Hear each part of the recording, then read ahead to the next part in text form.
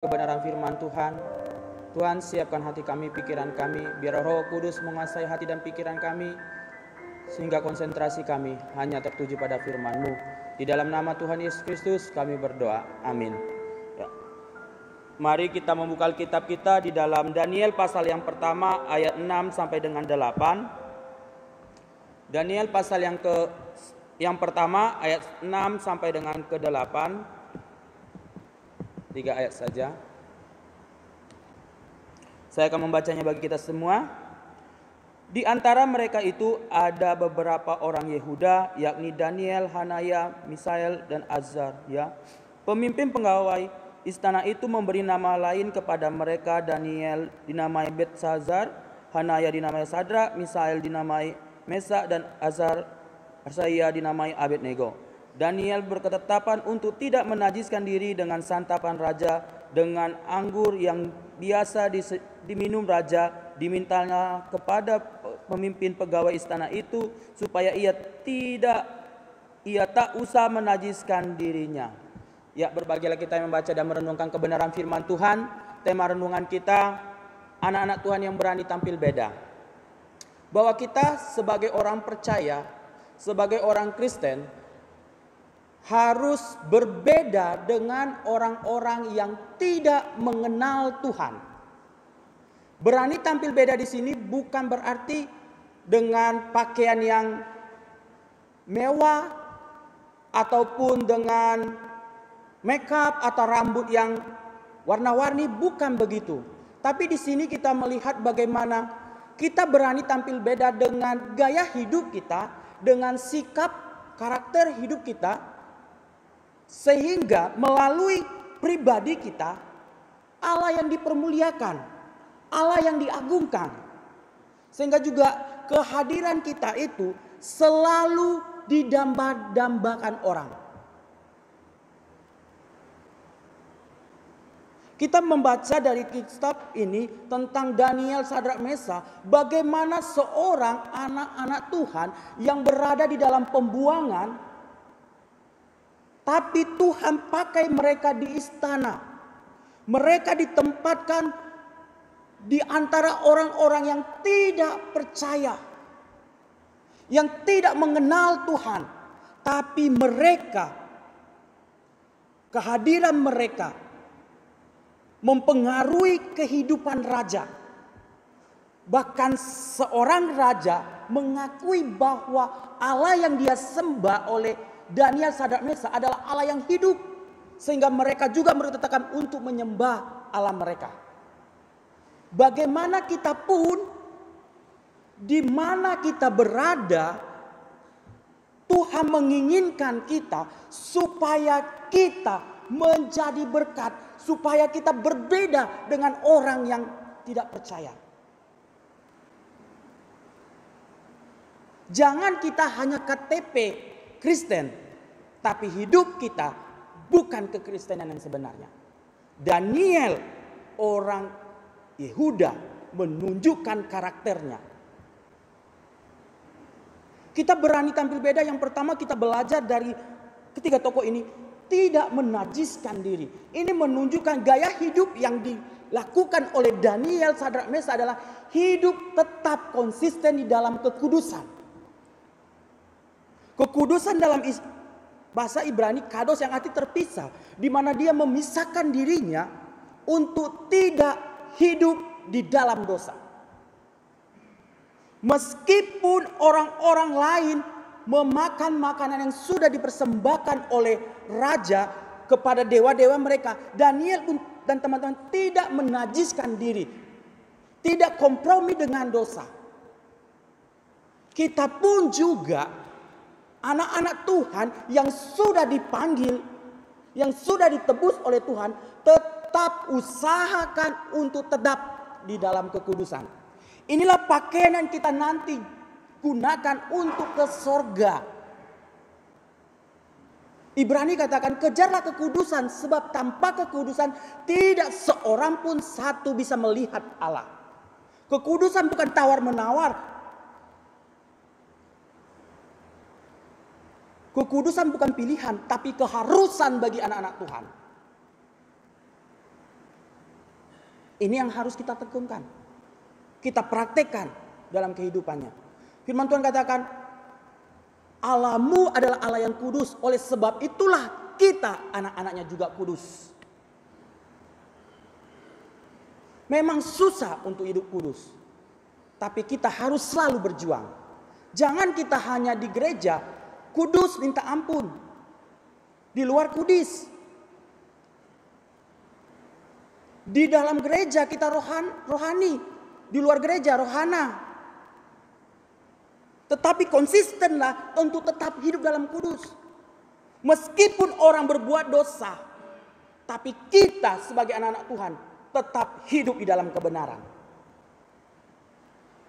Bukan tawar-menawar hidup dalam kebenaran. Sehingga apa, kalau kita melihat di antara orang-orang yang dipilih menjadi pejabat raja, Daniel, Sadrak, Mesak melebihi dari mereka semua. Bukan karena dia tidak makan daging, karena makan anggur, minum yang lain-lain. Tidak membuat dia menjadi orang yang lebih hebat. Kita melihat kepintaran Daniel, Sadrak, Mesak melebihi dari mereka semua. Kenapa? Dia konsisten dalam kekudusan. Kita sebagai anak Tuhan, dunia ini semakin kacau, semakin bobrok, semakin hancur.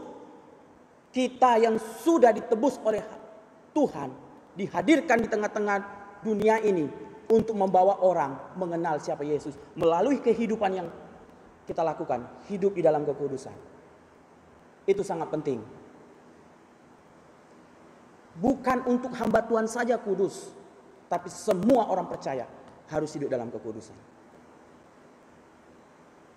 Kudus hati, kudus pikiran, pikiran, mulut juga kudus. Susah untuk jadi orang Kristen? Susah. Ada gampang? Gampang. Ini yang harus kita lakukan. Kita berani tampil beda dengan kekudusan hidup. Walaupun orang berbuat dosa, kita tetap hidup dalam kekudusan. Yang kedua, yang mereka lakukan adalah tetap konsisten di dalam persekutuan dengan Tuhan. Pada waktu itu, para raja-raja pada waktu itu mengharuskan untuk mereka menyembah namanya patung. Kalau kita baca di pasal yang ketiga, bahkan di ayat ke-6, pasal yang ke-6 juga tentang Daniel, bagaimana raja-raja menyuruh untuk menyembah patung. Tapi kita melihat bagaimana Sadrak, Mesak, bahkan Daniel tidak menyembah patung yang dibuat oleh Nebukadnezar. Tapi dia tetap bersekutu dengan Tuhan. Bahkan di dalam Daniel pasal 6 ayat 11 sampai 12 dikatakan bagaimana Daniel 3 kali sehari memuji Tuhan, berdoa kepada Tuhan. Ia berikan waktunya, ia sisihkan waktunya. Bukan yang sisa dia beri. Kita bagaimana dalam kehidupan? Kita sering yang sisa-sisa kita berikan kepada Tuhan. Tapi Daniel tidak, ia selalu konsisten dalam doa, dalam persekutuan. Karena di dalam persekutuan itulah kita semakin mengenal Allah kita. Kalau kita jarang hidup dalam persekutuan, tidak akan mungkin kita mengenal Tuhan dengan baik dan benar. Bahkan kalau kita tidak hidup dalam kebenaran, kita akan gampang disesatkan. Ini yang harus kita lakukan. Kita melihat bagaimana seorang tokoh yang sampai saat ini yang diagung-agungkan oleh orang Mesir, orang Israel, yaitu Raja Daud. Kenapa harus Raja Daud? Bukan Raja Salomo, bukan Raja Saul. Padahal Salomo berkuasa begitu hebat kejayaannya. Soal kejayaan lebih hebat daripada Daud. Tapi Saul condong hatinya kepada ilah-ilah lain. Bahkan Salomo juga yang penuh dengan hikmat di akhir-akhir hidupnya, ia juga hidup di dalam penyembahan berhala.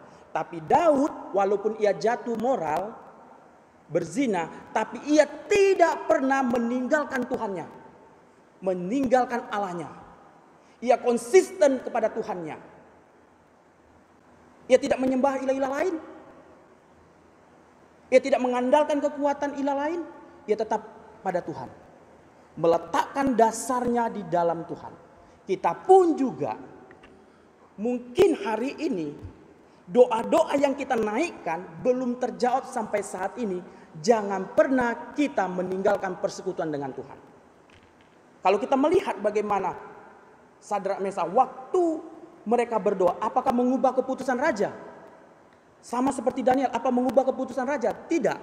Tapi orang yang hidup dalam persekutuan dengan Tuhan senantiasa mendapatkan pertolongan.